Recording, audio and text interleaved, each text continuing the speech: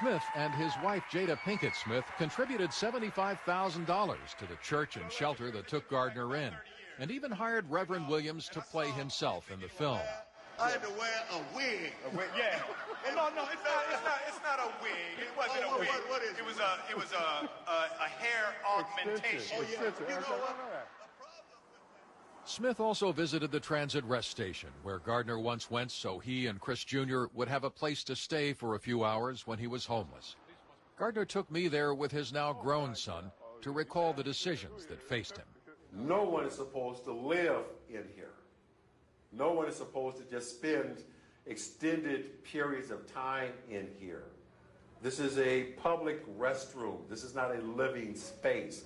But were it not for this space, there were some days we would have had no place else to go. I mean, a lot of decisions, a lot of hard decisions were made right here about what are you going to do with your life? Where are you going to go? How are you going to get there? This time I went back with Will into that space. I couldn't be there any longer than a moment. I couldn't be there. And I turned to Will and I said, let's go. He said, no, leave me here for a minute. And I got to tell you, when he came out, he was a different guy. The phrase I once heard him use was that it was as the ghost in the walls had jumped out into him. One of the great details in Gardner's story is that when San Francisco's Bay Area Rapid Transit System issued new bonds to raise money a few years ago, one of the underwriters was Chris Gardner's company. Gardner has returned to being a star on the investment circuit since shooting on the film Wrapped late last year. Occasionally, he returns to Glide Memorial to work on the food line where he once stood and to make sizable regular donations. And he started what he says he hopes will be his masterpiece. My brother. An international mission designed to create economic opportunities in South Africa.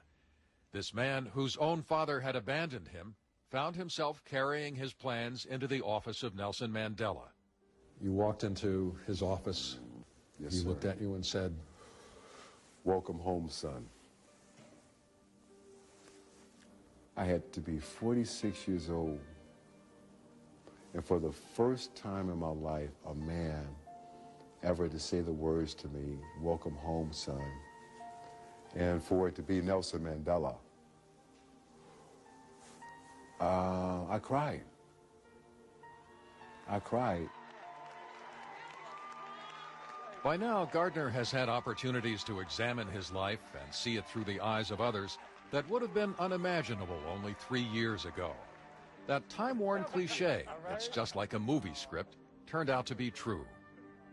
Whatever new discoveries he's made about himself, the quote on the front of his book echoes the decision he made when he was still a child, silently promising how he would be different from the stepfather who terrorized him. I hold one thing dearer than all else, he wrote, my commitment to my son. you're a stockbroker by profession. Are you surprised that your story has resonated with so many people? I think my profession is totally secondary to my journey. It's not what I do, and what I do is not who I am. It's the journey. As Maya Angelou once put it, I wouldn't take nothing for my journey now.